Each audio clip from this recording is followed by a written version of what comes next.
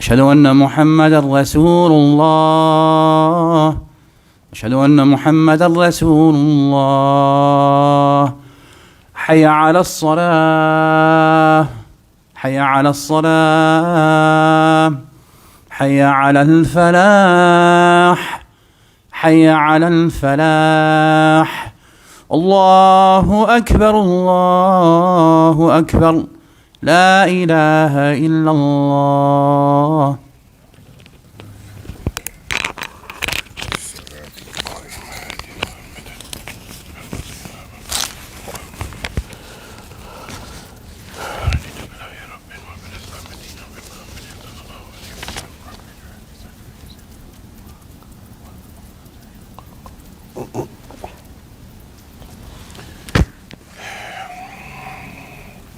إن الحمد لله نحمده ونستعينه ونستغفره ونعوذ بالله من شرور أنفسنا ومن سيئات أعمالنا. من يهده الله فلا مضل له ومن يضلل فلا هادي له. وأشهد أن لا إله إلا الله وحده لا شريك له وأشهد أن محمدا عبده ورسوله. يا أيها الذين آمنوا اتقوا الله حق تقاته ولا تموتن إلا وأنتم مسلمون. يا أيها الناس اتقوا ربكم الذي خلقكم من نفس واحدة وخلق منها زوجها وبث منهما رجالا كثيرا ونساء واتقوا الذي تساءلون به والأرحام إن الله كان عليكم رقيبا. يا أيها الذين آمنوا اتقوا الله وقولوا قولا سديدا يصلح لكم أعمالكم ويغفر لكم ذنوبكم ومن يطع الله ورسوله فقد فاز فوزا عظيما. ما بعد فإن أصدق الحديث كتاب الله وخير الهدى هدى محمد صلى الله عليه وسلم وشر الأمور محدثاتها وكل محدثة بدعة وكل بدعة دلالة وكل دلالة في النار. Really all the praise and certainly all of the glorification and all of the magnification it is due to Allah and Allah alone. And I publicly, I inwardly, and I outwardly declare and attest and profess that there is nothing or no one that deserves to be worshipped in reality except for Allah Azza wa Jal. And I bear witness that the last of modality in terms of emulation and imitation should only be for An-Nabi Mustafa sallallahu alayhi wa sallam. Trying to educate the uneducated. Trying to educate the uneducated. Since last I've seen you brothers, my uncle passed away and he died upon kufr. And I was pretty close to my uncle. I used to talk to him a lot about many aspects of life. We even talked about religion on numerous occasions. And he got the dawah, but he rejected the dawah. So now when it comes down to trying to educate the uneducated, sometimes it's not only the non-Muslim that you run into that is uneducated, ya ikhwan. Sometimes you run into the Muslim who's also uneducated, not willing to learn, running away from knowledge, which is something which our religion, it actually looks down upon, running away from knowledge. And I've seen Muslims run away from serious knowledge. And this is a big travesty, ya ikhwan, because the question comes nowadays, people, they want to know what your credentials are. Khateed, do you have an A, B, C? Do you have a 1, 2, 3? Do you have a certification? And this is important to some degree. But at the end of the day, ya ikhwan, when you go into that grave, my uncle is not going to be asked, did you have a PhD? Did you have an A, B, C? Did you have a 1, 2, 3? He's going to be asked, who is your Lord? What is your religion? And what do you say about this man named Muhammad sallallahu alayhi wa sallam? Who is your prophet? The reality, my dear brothers, is when we look at the situation, the negative effects of ignorance on the ummah, ya ikhwan, if you look at it with a critical eye, you can see the condition of the ummah of Muhammad salawatullahi wasalam alayhi. If you were to ask the Muslims, are you jahil or are you knowledgeable? The Muslims will say, I'm knowledgeable. But the reality, ya ikhwan, we either fall into the issue of jahil basit, we're a little bit ignorant, or jahil murakkib, where we have compounded ignorance, ya ikhwan. Also, we have the issue of convenient naivety, where the Muslim, he's just naive, he doesn't want to know, I don't know. And I've seen Muslims say, well, I know what I know. I know that halal meat is halal and we have to eat halal meat, and that's their deen. Nothing else seems to matter except for halal meat, ya ikhwan. Whole life is on haram, but I eat halal. This is convenient naivety and ignorance, ya ikhwan. The illusion of knowledge. A person could have a PhD in a particular science, and this is something for me, brothers. I'm an autodactic. If you go look that word up, who had the chance after becoming an autodactic to go and learn and sit with shuyukh, and we benefited, ya ikhwan. But first we did investigation our own self. Then we were taught how to investigate and how to research, ya ikhwan. It gives you a critical eye, what is known as ayn fahisa, ya ikhwan. So looking at the situation, we find that the ummah of Muhammad sallallahu alaihi wasallam, we're living in a time, ya ikhwan, that we need to make some self-introspection on where we're going as a ummah. And it comes down to how much knowledge is beneficial for us to practice. Because, ya ikhwan, when we look at the educational systems that we have been producing, and I'm one of probably the biggest critics of the madrasa system here in Toronto, as I've been working in and outside of the jail for the last 25 years. And I've been saying to the vast majority of lots of Muslims, lots of imams, lots of leadership, the madrasa system, it ain't working. The current madrasa system, it ain't working. Akhi, what's your facts? What's your proof? The jail is filled with Muslim kids. Filled with Muslim kids. Vast majority of them are graduates from the madrasa. Vast majority of them, ya ikhwan, they memorize the book of Allah. Shows you that there's some issues, ya ikhwan. So when we look at the value of ilm and how unfortunately it has shrunk. Ilm al-nafi'ah. The beneficial knowledge, ya ikhwan. This is what we're talking about today. And for many brothers, they don't know. I was just told by 3 different people last week that one of the most oldest Islamic bookstore in the GTA, they're closing down. Why would a Muslim bookstore close down? Because the Muslims are not reading books on Islam. Akhi, you gotta give it to me for free, brother. I need it on the PDF, brother. Take your money and go buy some books on Islam. Even if it's 50% off, the Muslims, they don't want to learn the religion. Beautiful gems written by great scholars. And the bookstore is going out of sale. But the hookah bars are increasing. And the shisha bars are increasing. And all types of dispensary for drugs and alcohol are increasing. And the sad reality is that you'll find amongst the crowd, the Muslims, smoking, drinking, getting inebriated, ya ikhwan. We have become a laughing stock, ya ikhwan. I was working with a brother a few months ago, Muslim brother. He works in social work. And he's telling me that he works for the non-Muslims. And more than half of the people that he gets, Muhammad, Ahmed, Fatima, Aisha. And then they look at him and they say, Brother Muhammad, what's going on with your religion? I thought you had a religion that had knowledge and people valued knowledge. Ya ikhwan, this is something that we got to look at. The issue, it all stems down to one of the things that we're losing, ya ikhwan. First and foremost is the issue of ma'rifatullah. As the scholars, they said, اعلم رحمك الله أنه يجب علينا تعلم الأربع المسائل الأولى العلم وهو معرفة الله. From amongst the first thing, ya ikhwan, that one of the scholars wrote down is that it is wajib upon the ummah of Muhammad sallallahu alaihi wasallam to have knowledge of Allah. And many Muslims, ya ikhwan, they don't have the knowledge of Allah azza wa jal. And it's embarrassing sometimes if you were to ask the Muslims, Akhi, in your house, do you have a book on Tawheed? Do you have a book on Asma wa Sifat, the names and the qualities of Allah? Where you can understand when you say, Ya Rahman, Ya Rahim, Ya Al-Wudud, Ya Malik Al-Qudus.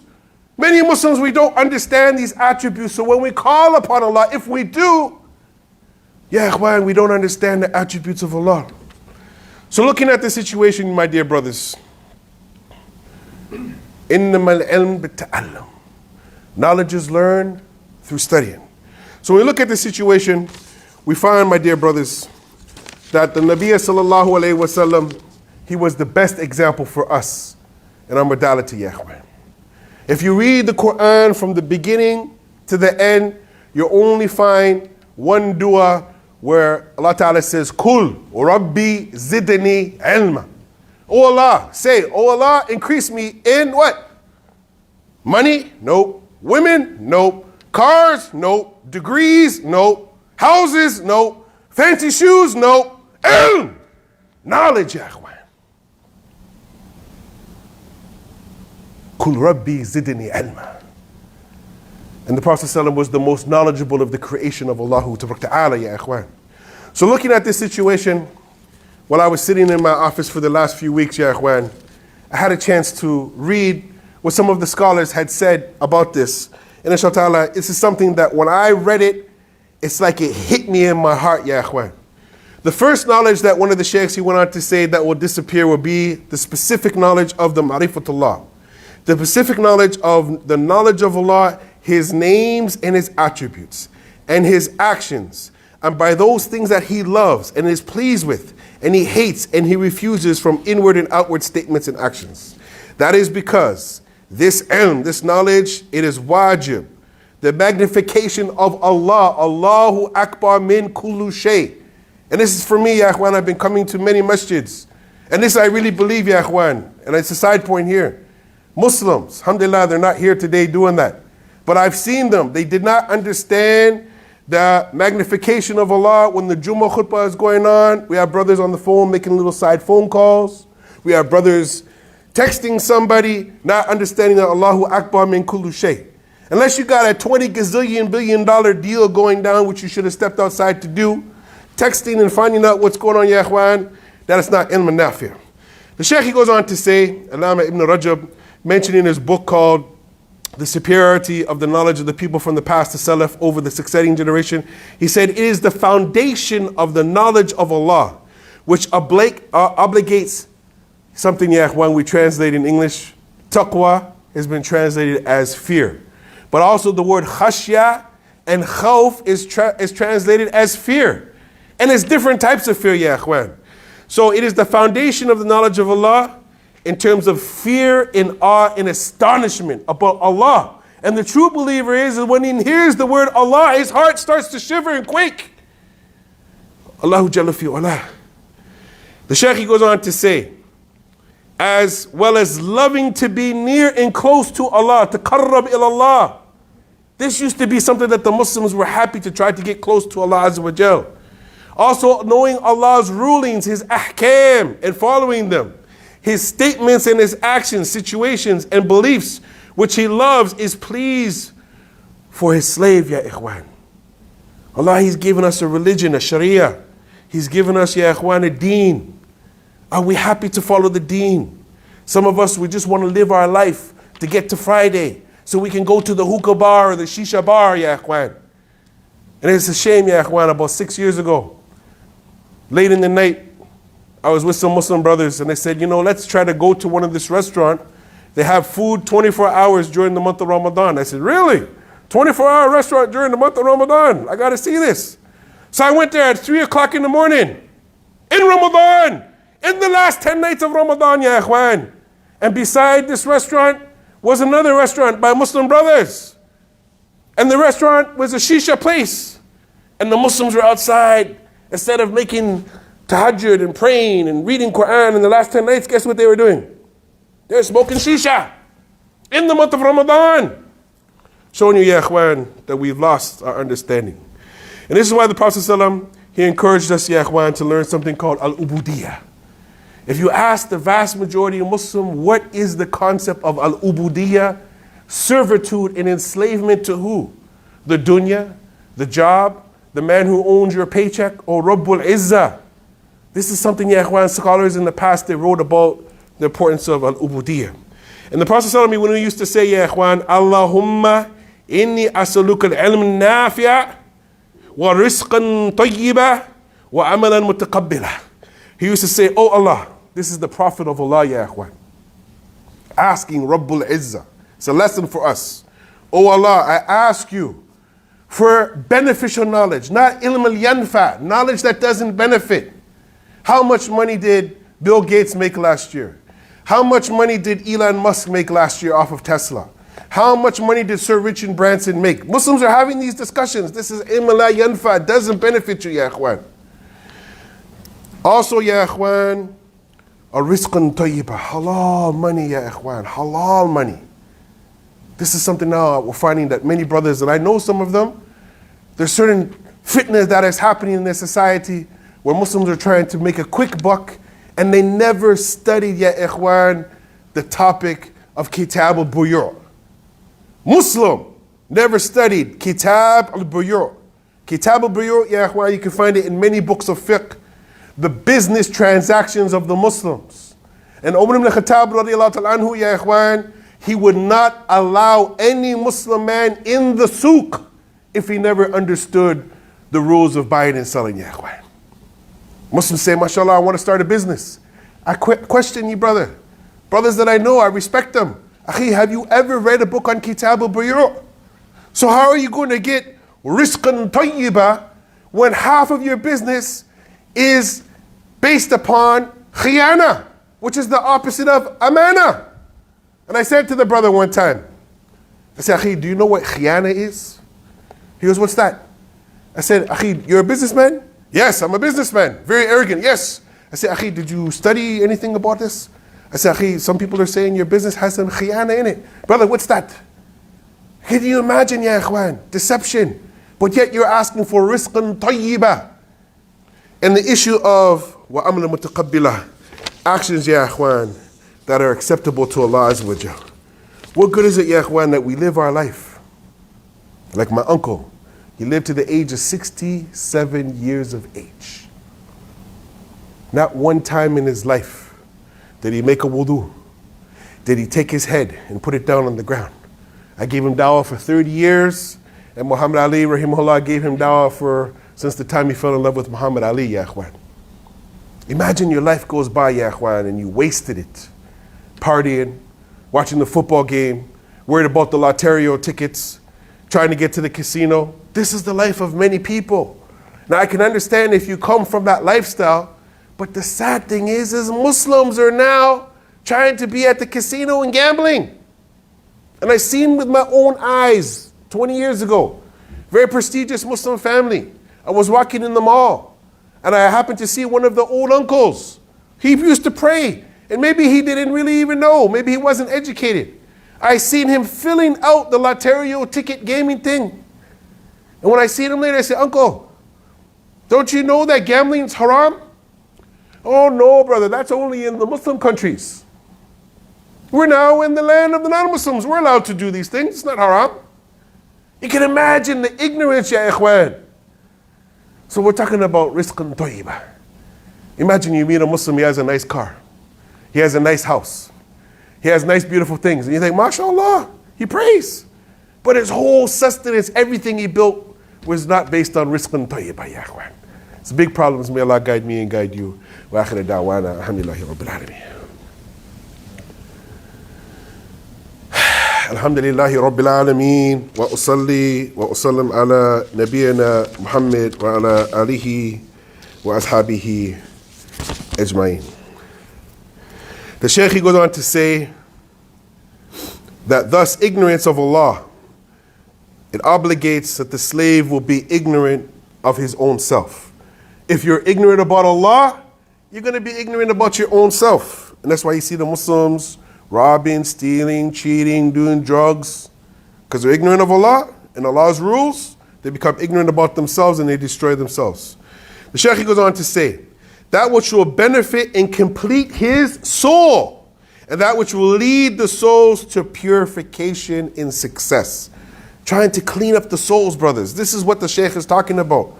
Cleaning up the ruh, cleaning up the nafs. This is something in the past, the Muslims, they had some concern about their nafs because they know they're going back to Allah Azza wa Jal. They want to get straight in this dunya before they're called to account.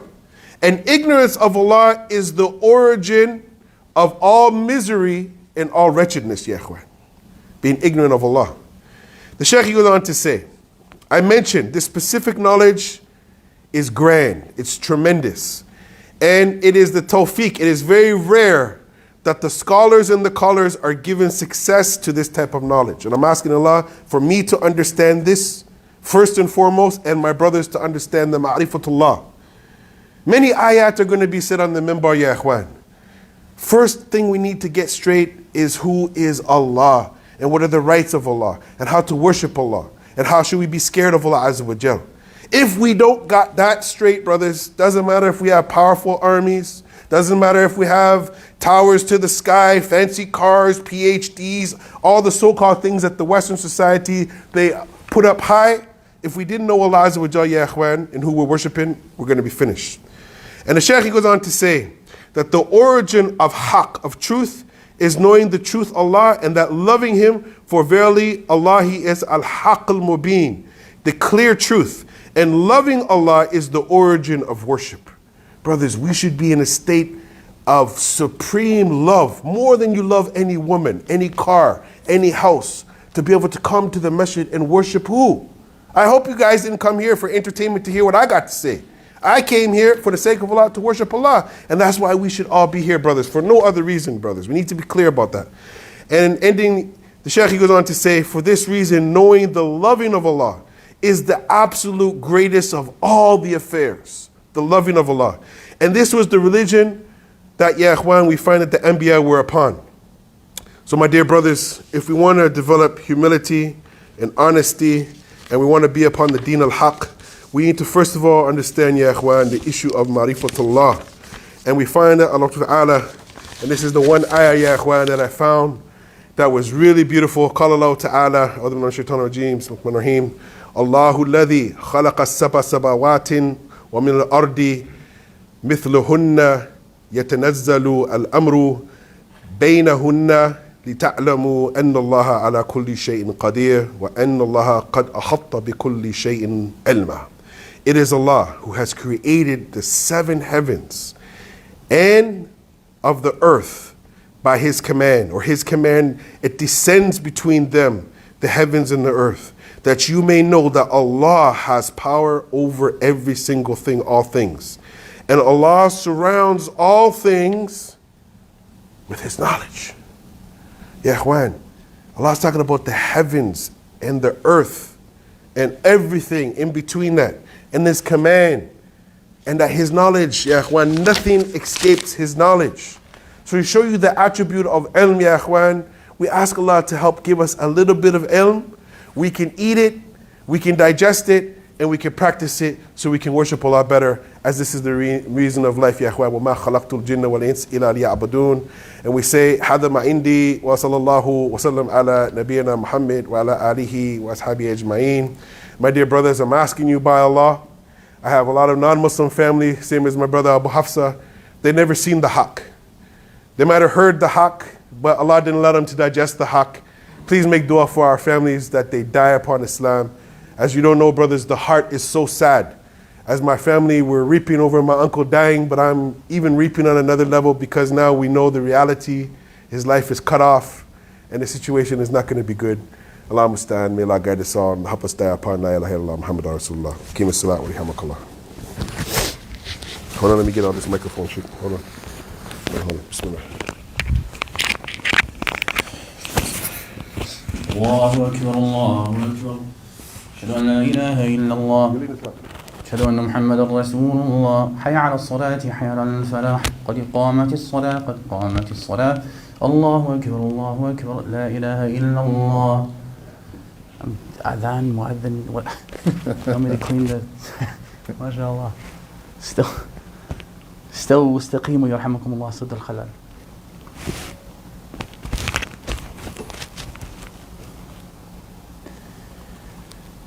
الله أكبر.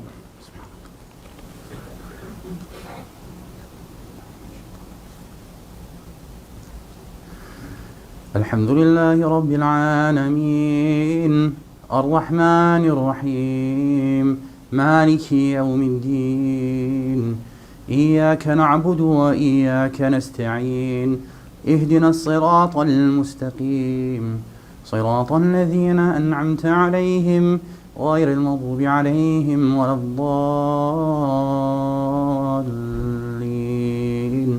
آمين.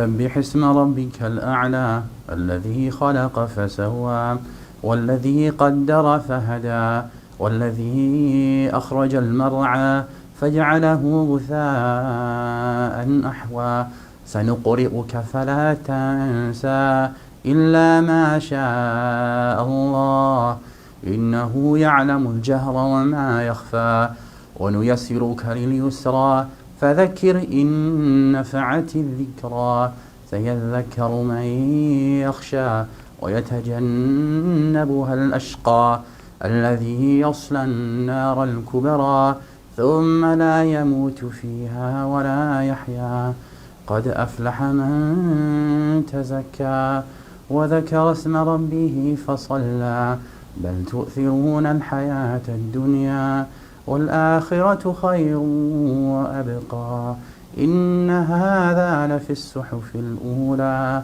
صحف إبراهيم وموسى الله أكبر.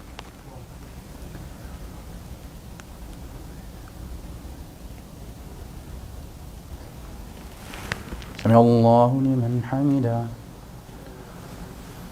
الله أكبر.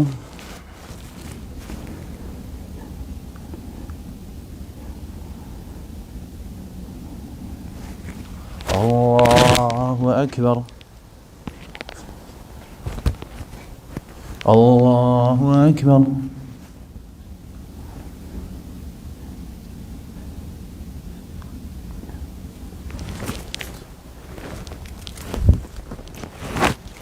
الله أكبر. الحمد لله رب العالمين الرحمن الرحيم مالك يوم الدين إياك نعبد وإياك نستعين اهدنا الصراط المستقيم صراط الذين أنعمت عليهم غير المغضوب عليهم ولا الضالين آمين. هل أتاك حديث الغاشية وجوه يومئذ خاشعة عاملة ناصبة تصلى نارا حامية تسقى من عين آنية ليس لهم طعام إلا من ضريع لا يسمن ولا يغني من جوع وجوه يومئذ ناعمة لساعيها راضية في جنة عالية لا تسمع فيها لاغية فيها عين جارية فيها سرر مرفوعة وأكواب موضوعة ونمارق مسفوفة وزرابي مبثوثة أفلا ينظرون إلى الإبل كيف خلقت وإلى السماء كيف رفعت وإلى الجبال كيف نصبت وإلى الأرض كيف سطحت فذكر إنما أنت مذكر لست عليهم بمسيطر إلا من تولى وكفر فيعذبه الله العذاب الأكبر إن إلينا إيابهم ثم إن علينا حسابهم الله أكبر.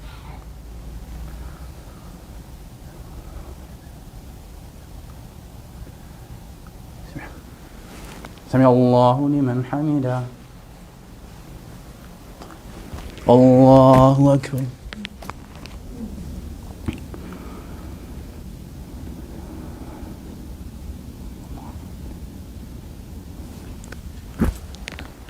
الله أكبر.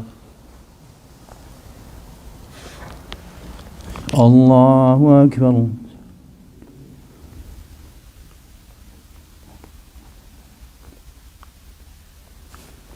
الله أكبر.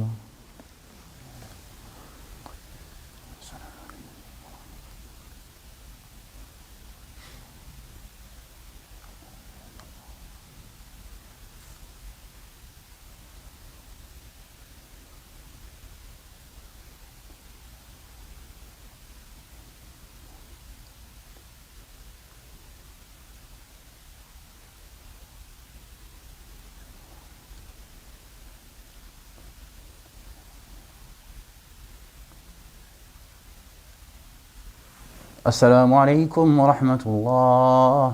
السلام عليكم ورحمة الله.